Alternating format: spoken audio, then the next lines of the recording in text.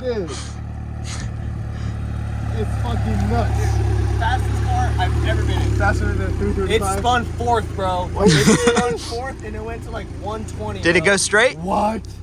It was spinning hard, bro. Oh, let me see a video. What's it like?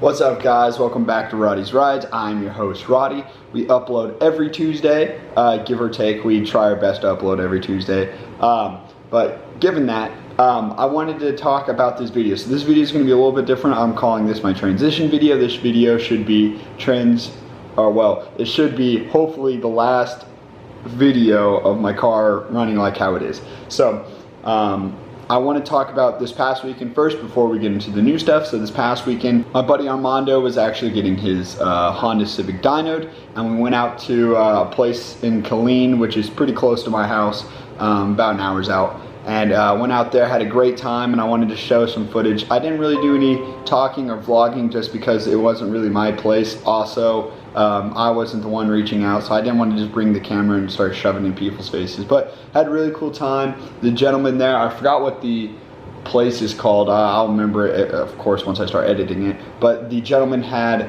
the fastest all-motor Honda in Texas, so that's pretty sweet. And honestly, it was really cool to see how he just worked through the car and worked through tuning it, and it just drives beautiful now. So I hope you guys enjoy that footage. I will talk to you guys afterwards.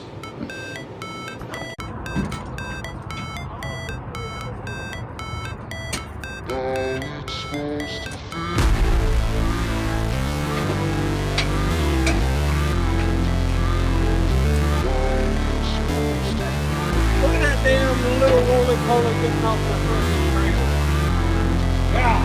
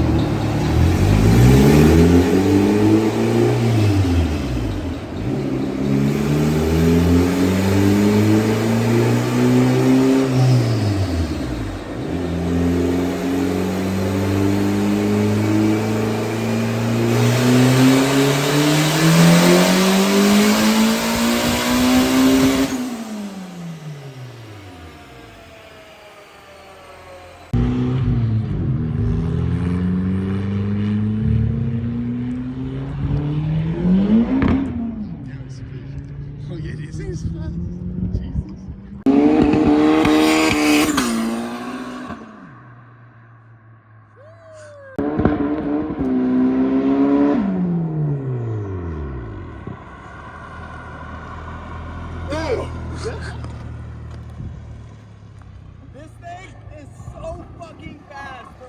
Dude. It's fucking nuts. Fastest car I've ever been in. Faster than the 335? It spun fourth, bro. It spun fourth and it went to like 120. Did it go straight? What? It was spinning hard, bro. Oh, let me see a video. What's it like? I also forgot to mention, it's kind of been like hell for the past like 3 or 4 days. There's been wildfires, and then we had a tornado warning. Shit's been going crazy in Stephenville, so I want to share prayers to anyone out in the areas that were affected. I know Round Rock also got hit pretty hard, so prayers to any of y'all's family if you're located in there. And I know my fraternity is going to help on Thursday, to anyone in the local area of Stephenville. So yeah, prayers out to y'all's families. So I hope you guys enjoyed those little cinematics.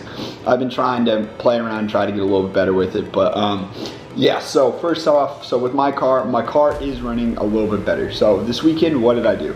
I ended up taking the car home. I took some things apart. So I was reminiscing on, I knew I had to move a ground when I did the intercooler stuff, so I was like, okay, well maybe I have a ground that's put on the wrong place, or maybe it's just put on paint. Went to go check, the ground was tightened down, and it was tightened down on the stock location. So I don't know if that's my issue or what. I started deciding maybe it might be tune related. I did, I swapped it to stock tune, drove up and down the block, felt fine. I didn't get into boost, don't worry, but it was still breaking up here and there. So I know it probably wasn't tuned. But the funny thing is so me and my dad were just running through everything that we've done on the car, what we did for the intercooler stuff. And so there's a valve called an EVAP valve, and ironically enough, if you're buying this kit, depending on what supercharger elbow you buy, there might be an E-valve spot, or if not, the kit comes with a block-off plate. So I'm wondering if I honestly should just run the block-off plate. But my neck came with the EVAP spot, so mine's plugged in there. And so I actually had to flip mine because it was bumping into the firewall or something on the lines of that when I was doing the intercooler. So I flipped it to 180, and me and my dad were saying maybe that was it. So we flipped that over, plugged that in. The car definitely drove better, which here's the funny part. I also got underneath my car, tightened down all my exhaust. The exhaust was like an exhaust. It was tight, it was there. I didn't see any exhaust leaks. I went underneath. I thought I found one under the header, but clearly it's not. I tried to clean it off to see, and it was just a dirty block. So still trying to figure out the issue there. But funny thing is now when I'm slowly accelerating, both banks stay the same, but on decel, one goes to, or I think bank 2, which is the right side of the motor, stays at 0.80, and then the other one goes to like 1.20 or something, which is terrible. That's how you pop a piston. So I'm back up in Stephenville now, and I'm driving my mom's car just because I don't want to potentially damage my car, and I'll be heading back this weekend to fix my car, hopefully. That is the goal. But I don't want to spoil too much. If you guys know, or if you guys watch Cash Days, you might recognize this gentleman. But I ended up stumbling upon him when we went out to go do the dyno for the Civic. Just walked in, super friendly guy, had lots of cool cars, and yeah, I don't really want to spoil anything, but he was on Cash Days, and I'm pretty sure he still is. But I asked him if he would help me street tune my car, and also just having him in person, looking at the car, being able to see, oh, if I do this, this will happen, yada yada yada, you know what I mean?